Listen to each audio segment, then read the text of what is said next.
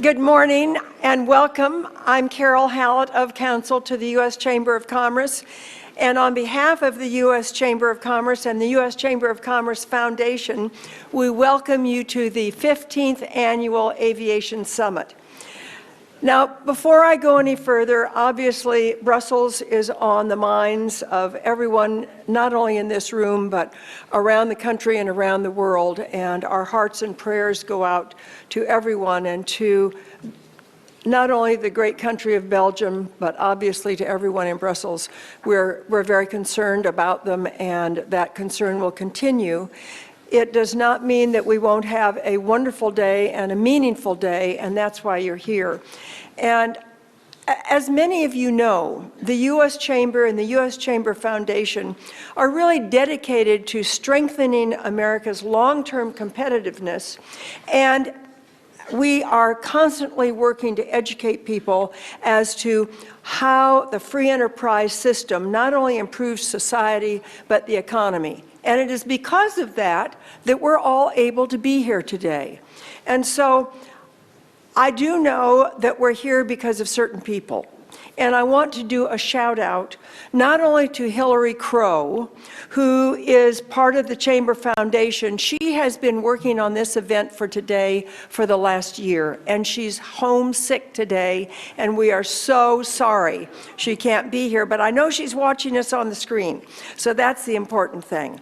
But I also could not go further without thanking Alyssa Siddiqui, who has worked with me for the last 8 years, and this would not happen without Alyssa either. And it would also not happen without Natalie Masri, who is with the foundation. She has done a phenomenal job in making it all really come together today, as well as everyone at the Chamber and the Foundation, from the communications people to the art people. Everything that you see has been put together by all of the folks at the Chamber and all of the volunteers. Please give them a huge round of applause.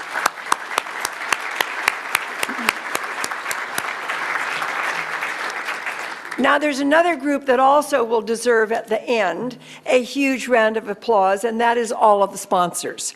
And they're not all going to be mentioned right now, but alphabetically, I would thank Aerospace Industries Association, Airlines for America, Airports Council International North America, Amadeus IT Group, American Airlines, All Nippon Airlines, Atlas Air Worldwide, Boeing, our gateway sponsor, Bombardier.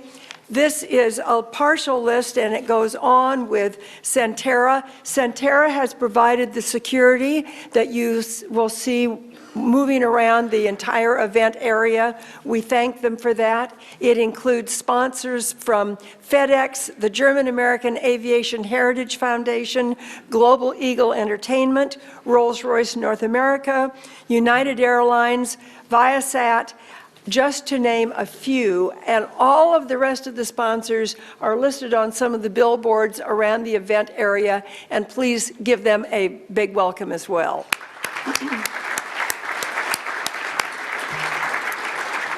All right, this is our biggest summit yet, and we have more participants than ever before.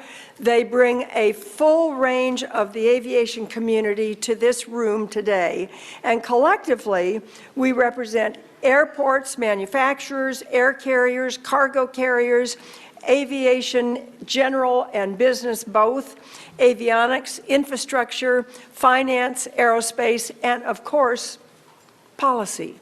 Policy is a lot of what we're going to talk about today. And by bringing all of this group together, this summit provides an incredible platform for advancing our crucial and very complex industry.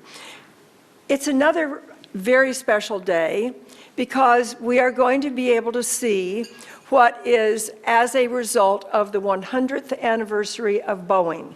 And one of our speakers this morning will actually talk about the last 100 years, because it's been since July 15th of 1916 that Boeing has been literally making the impossible possible.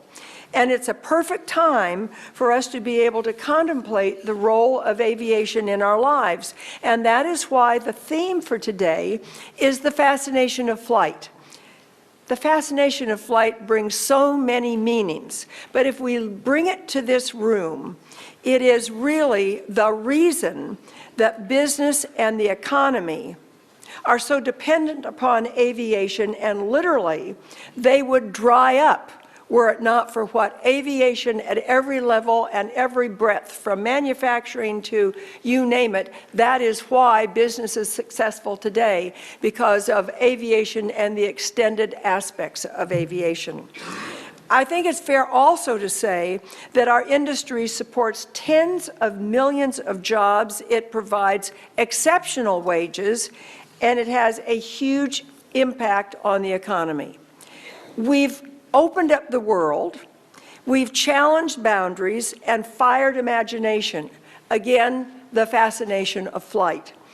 We're going to continue to do that, and certainly I think that if you talk about frontiers that have been opened, we have certainly with aviation opened up the frontiers in this country. And now we're moving forward to open up the frontiers in space. And we are going to have today a very special speaker in the NASA administrator, Charles Bolden. He and the NASA panel are going to be phenomenal. Interestingly enough, they won't be talking about space. They will be talking about the role of NASA in commercial aviation. We have literally been confronted with unprecedented opportunities. We are always being challenged with those that are not great opportunities. And at the same time, no matter whether it's a good or a bad opportunity, we are always prepared to face them head on. And I'm going to give you a few examples of what we are going to be confronted with, good and not so good. Obviously, we need to reauthorize the FAA. Unfortunately, Congress appears headed for yet another short-term extension. The only thing I would say is let's hope it's not similar to what happened with the Highway Trust Fund that was extended and extended and extended for years. Let's get this done quickly. There is and there are some very important debates in this perspective. We need to urge the lawmakers to move forward expeditiously, because we simply can't drag this out forever. We don't want to find ourselves in that situation that the Highway Trust Fund was in.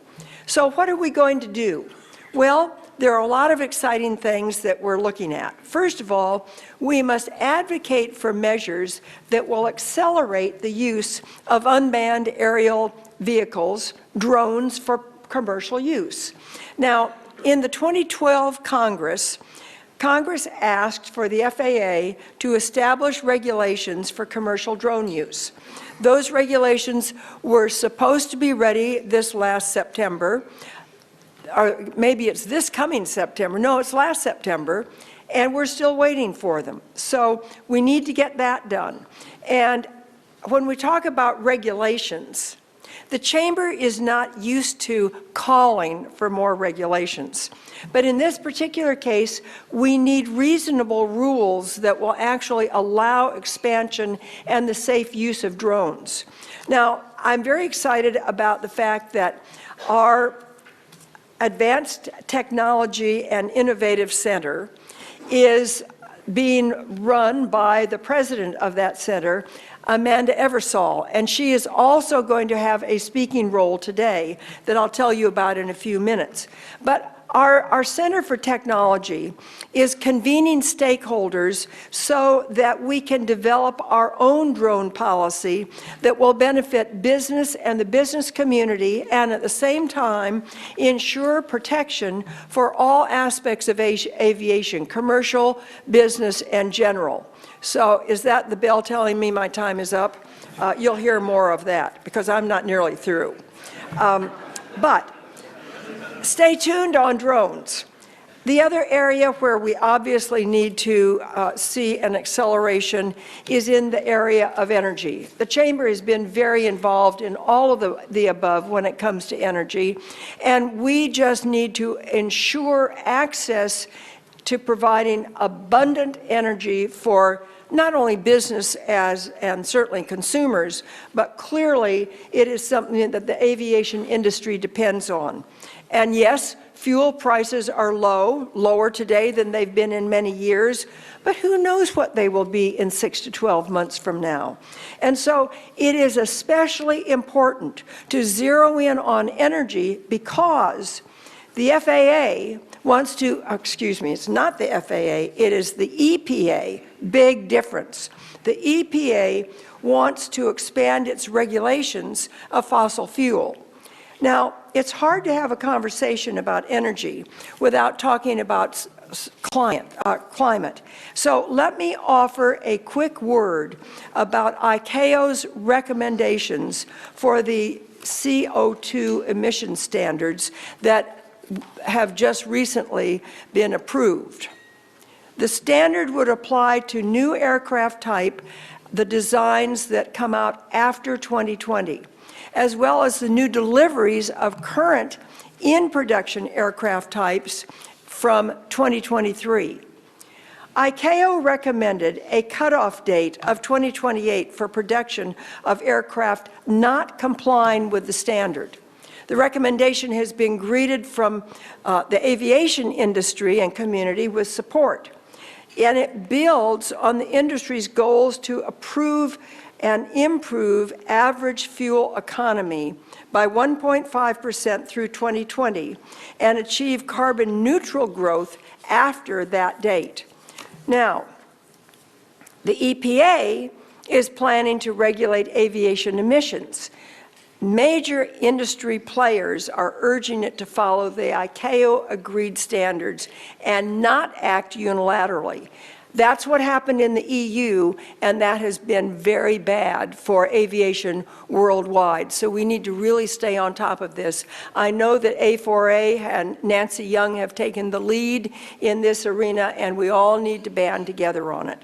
So that's one of the reasons, one of the many reasons, why this summit really is a great place for us to brainstorm, to set goals, to marshal support for the issues you'll hear about today.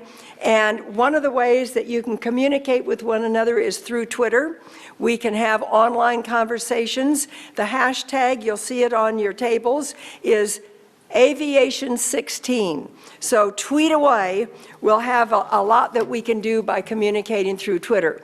But I also want to point out that, and I'm the first one that needs to be dinged, and that is that as the summit MC, I will, of course, be a stickler for keeping people on time. Oh, I have 2 minutes and 31 seconds. There's a clock over here that none of the speakers can avoid. So I will quickly go through my next 2 minutes and 20 seconds. If you have not dropped your business card in the glass bowl out at the registration desk, you must drop one card and one card only in there, because that is for the drawing of all of the almost 40 airline tickets that will take place at the reception that is being hosted by A4A at the end of the day from 5 to 6. Now, anybody who thinks they can skip out today in the afternoon and come back for the reception will either lock the doors so you can't come in, or we might take the 2 best tickets and raffle them off this afternoon by drawing someone's card. So you don't want to leave this afternoon, or you might miss out on that opportunity. Okay, so I have to say, sadly, there are 2 groups that are not eligible to be able to draw those tickets: all chamber employees as well as all government employees. And I'm sorry, but that's just the way it is. So we'll draw those cards this evening. Now, for the rest of this hour, we are going to dive into our theme, the fascination of flight. Introductions are going to be very, very brief so that we can allow for more time for our programs. And I know that you want to hear from all of the speakers and all of the panels, and that is why the introductions are going to be so brief, because in your program are all of the bios, full bios, so there's not one person that you won't be able to learn more about by reading their bios.